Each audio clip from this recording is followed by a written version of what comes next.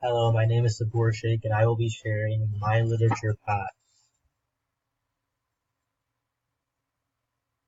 The works I chose consist of Things Fall Apart by Chinua Achebe, The Pedestrian by Ray Bradbury, For That He Looked Not Upon Her by George Gascoigne, Acquainted with the Night by Robert Frost. My central work, Things Fall Apart, consists of a number of themes.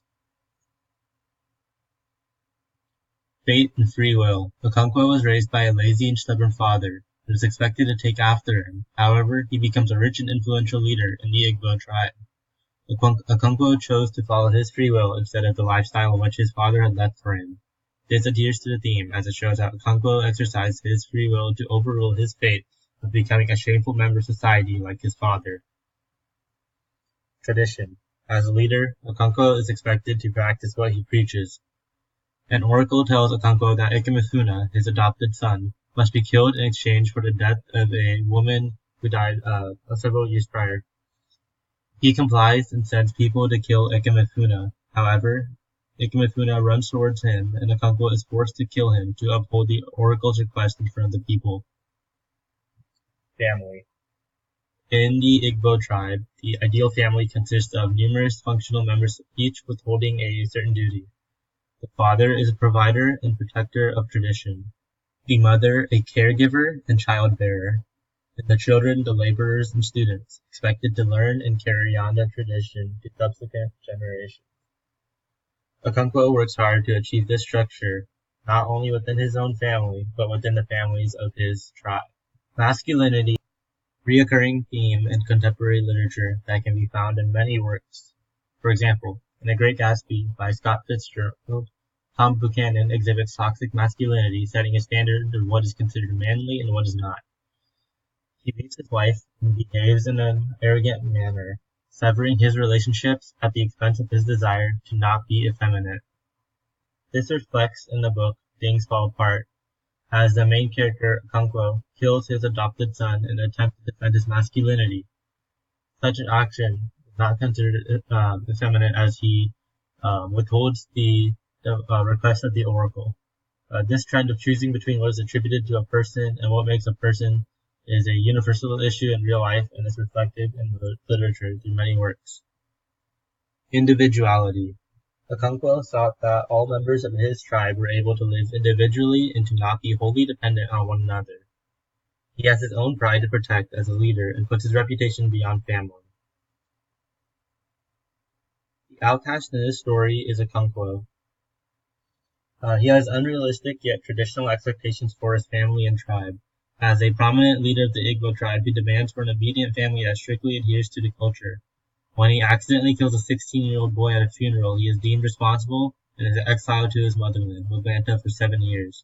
He is outright rejected by his tribe, who subsequently proceed to burn down his house and his possessions when his family and him are pushed away. He is still respected by the tribe, but the clan's devotion to the earth goddess ranks higher than their devotion to Okonkwo. Despite being a pivotal role in society, one fatal mistake erases years of tribal dedication. When he returns to the Igbo tribe, he finds that a large number of citizens have betrayed their culture and have converted to the practice of Christianity as missionaries spread their influence. He attempts to lead a violent rebellion, but fails to accumulate support and ultimately kills himself in despair. In the book, it says, "It was a crime against the earth goddess to kill a clansman, and a man who committed it must run away from the land. The crime was of two kinds, male and female. Okonkwo had committed the female because it had been carelessly accidental. He could return to the group of people after 7 years." This is on page 124. This presents a physical barrier that makes him an outcast, as he now has limited influence on the tribesmen as he is separated and no longer a part of the tribe. However, the people still do respect him, so while he is an outcast, it is not by society rejecting him, more so of him not being able to be present.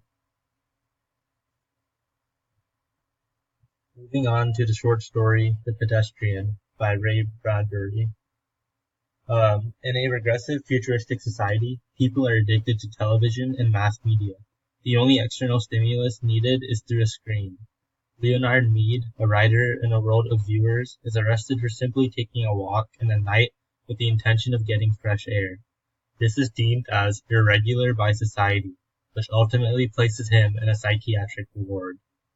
Leonard is an outcast for rejecting what society values and for pursuing his own interests. He may be taking the right course of action, yet is still punished as the town does not agree with his actions or decision. In the work, it says, they passed one house on one street a moment later, one house, an entire city of houses that were dark. But this one particular house had all of its electric lights brightly lit, every window a loud yellow illumination, square and warm in the cool darkness. That's my house, said Leonard Mead. That's from Pedestrian by Ray Bradbury. This one house is representative of Leonard Mead, as it stands out and is against what the rest of the houses in the society or community look like and the way they function. For example, Leonard Mead is a writer in a world that does not even read books, and he chooses to go for walks, which is considered an irrational decision in such a community. This makes him an outcast not only by choice but by society, as he chooses not to do what society insists that he does, but at the same time, society does not approve of what he does, so it goes both ways. Moving on to the sonnet Acquainted with the Night by Robert Frost. In this work, the speaker shares what he sees as he treks through the city in the night. Towards the middle of the poem, the narrator states, he passed by the watchman on his beat and dropped his eyes unwilling to explain. By Robert Frost, lines 5 to 6. The fact that he as an individual has to explain himself to a random person on the street shows how what he chooses to do at this late hour in the night is not of the norm society in which he lives in. Additionally, he is walking alone with no accomplice or anyone who cares to spend enough time with him. He is clearly very distant and unrelated to everyone else in society, with only the night in his presence and the night as his acquaintance.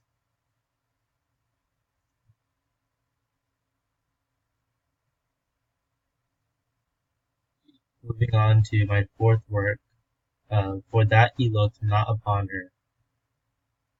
The narrator could possibly be reflecting on his troubled relationship with a woman who he feels the need to associate with, despite the history of pain that came from doing so. He compares his love to a grievous game, line 11, elaborates how relentless and hurtful it is for him to be around the woman he once loved and trusted. He is the outcast as he is cast away by his lover who he at one point accepted. The love was not reciprocated, and the narrator decides to set himself apart from the woman, making him an outcast by choice, as well as an outcast by rejection.